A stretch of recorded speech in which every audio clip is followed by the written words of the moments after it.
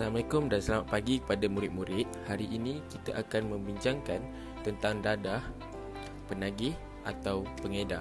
Siapa yang salah?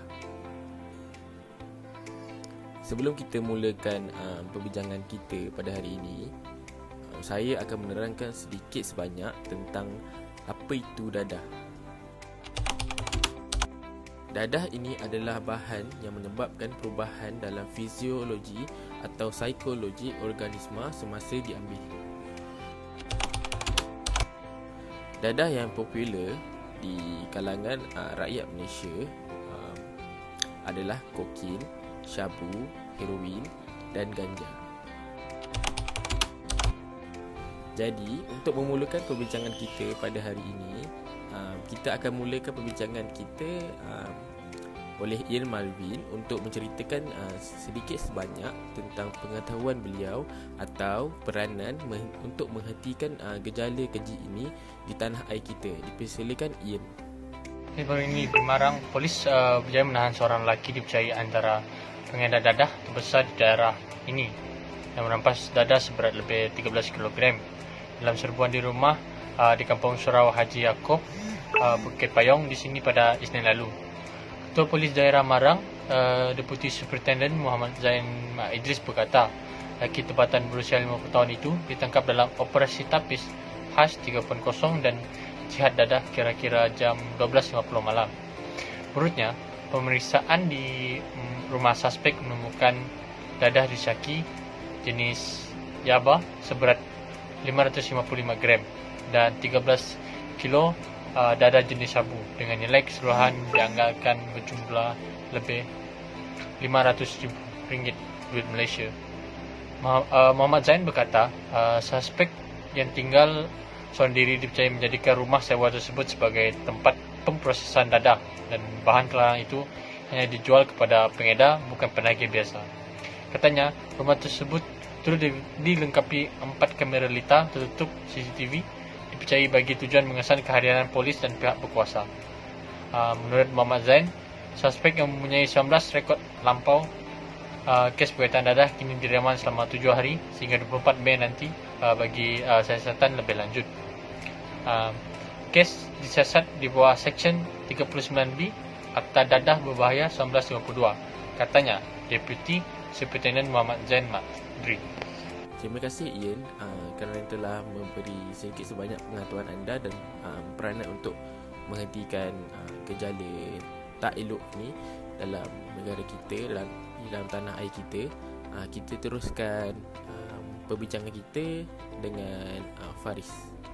Dipersilakan Faris. Seperti yang dapat kita lihat pada masa kini, masalah berkaitan dengan dadah amat sukar dibendung. Ia menjadi antara salah satu masalah negara yang paling membimbangkan. Terdapat pelbagai sebab mengapa dadah disalahgunakan. Golongan muda gemar berpesta dengan melibatkan dadah, manakala banyak individu menggunakan dadah sebagai cara mereka untuk mengubati diri sendiri. Kita juga dapat lihat pada Keratan Akhbar yang melaporkan kes jenayah dadah yang berada di negara kita. Contohnya, pada 25 Mei yang lalu, pihak polis bahagian siasatan jenayah dari Ibu Pejabat Polis Daerah IPD Tawau telah menahan seorang lelaki tempatan yang berusia 20 tahun yang memiliki lebih 7 kg dadah. Dipercayai membawa bungkusan kotak yang dikirim melalui kurier dari luar Tawau. Satu lagi kes yang terjadi di Malaysia ialah pada 11 Mei 2022, pihak polis telah menahan motosikal yang dinaiki dua lelaki yang bekerja sebagai tukang cat. Ditahan bersama 30 gram heroin dan 50 biji pil yaba di kampung Pecah Tendong Pasir Mas, Kelantan. Kedua-dua ini menunjukkan bahawa masyarakat kita semakin berani walaupun kerajaan telah mengadakan undang-undang yang ketat. Terima kasih Faris untuk penerangan yang cukup rasa sebentar tadi. Jadi, kesimpulan untuk perbincangan kita pada hari ini adalah pengedar dadah adalah yang bersalah. Hal ini kerana jika tiada yang menjual, maka tak akan wujud atau tak akan ada yang membeli. Akhir kata dari saya, jauhi dadah dan katakan tidak kepada dadah. Dadah adalah musuh negara. Sekian, terima kasih semua. Assalamualaikum dan selamat sejahtera kepada semua. Nama saya Muhammad Ali bin Bikaro Azman, mewakili kumpulan 3 yang dibarisi oleh 3 orang pelajar, iaitu saya, Ian Malvin Walsh dan Faris Imran. Kami akan membentangkan perbincangan tentang dadah, penagih atau pengedar. Salah siapa? Untuk memulakan bicara, saya akan membentangkan tentang definisi dadah. Dadah adalah bahan yang menyebabkan perubahan fiziologi atau psikologi organisma semasa diambil. Dadah biasanya dibezakan dari makanan dan bahan yang memberikan sokongan nutrisi. Penggunaan dadah boleh melalui penyedotan, suntikan merokok, pengingisan, penyerapan melalui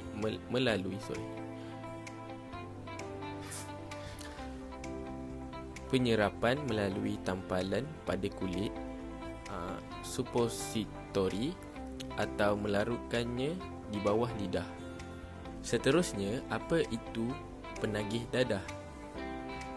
Yang pertama, menyalahgunakan dadah.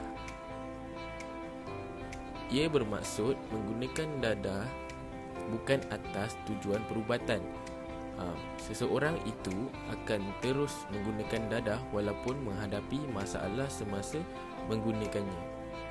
Yang kedua, ketagihan. Satu keadaan bila seseorang bergantung kepada dadah untuk membolehkannya melakukan aktiviti harian dan mengelakkan dari mengalami gian. Yang ketiga, gian. Gejala yang dialami oleh penagih kerana tindak balas sama ada mengurangkan keperluan dadah dari kebiasaannya atau ingin berhenti terus dari mengambil dadah. Ini berlaku kerana toleran sudah berlaku. Seterusnya, apa itu pengedar dadah? Pengedar dadah atau keldai dadah merujuk kepada seseorang yang secara rela atau diperdaya untuk menjadi kurier, membawa dadah atau barang selundup ke negara lain. Taktik ini menggunakan risiko pengedar atau penyeludup dadah itu ditangkap. Kaedah penyeludup termasuklah menyembunyikan barang dalam kenderaan, bagasi atau pakaian, mengikat patik badan ataupun dengan menelannya. Ibu bapa harus menerangkan secara terperinci bahayanya penyalahgunaan ubatan, kepentingan dan cara pengambilan yang betul. Selain itu, media massa juga harus memperbanyakkan penyiaran berita-berita dan cerita-cerita yang lebih membawakan keinsafan dan iktibar kepada masyarakat mengenai kesan-kesan dadah terhadap kehidupan seharian. Kerajaan melalui badan-badan dan sektor tertentu harus bijak mementeras gejala dadah dengan mengadakan program-program yang dapat menarik minat para belia untuk mengisi masa peluang bagi mengelakkan mereka terjebak dengan masalah dadah. Misalnya, program rakan muda yang diselenggarakan oleh Kementerian Belia dan Sukan. Seterusnya, kempen kesedaran haruslah diadakan oleh pihak kerajaan dan swasta dengan melibatkan kumpulan remaja yang sering menjadi sasaran mudah para penjual dadah. Manakala, ibu bapa haruslah menjadi contoh terbaik kepada anak-anak serta sentiasa berbincang dengan anak-anak tentang kesan-kesan buruk penyalahgunaan dadah. Selain itu, pendidikan mengenai bahaya dadah oleh guru-guru di sekolah adalah penting untuk mengelakkan remaja daripada mudah terjerumus dalam kacah penyalahgunaan dadah. Remaja juga perlu melibatkan diri dalam aktiviti yang menyihatkan seperti bersukan dan beriadah supaya dengan melakukan aktiviti tersebut, remaja dapat mengelakkan daripada mengambil dadah yang akan merosakkan tubuh badan mereka sendiri. Yang akhir sekali, tindakan undang-undang juga hendaklah diperketatkan dengan mengenakan hukuman yang lebih berat kepada pengedar dadah seperti penjara dan denda yang lebih berat mengikut Akta Racun 1952, Akta Dadah Berbahaya 1952 dan sebagainya. Terima kasih. Peranan.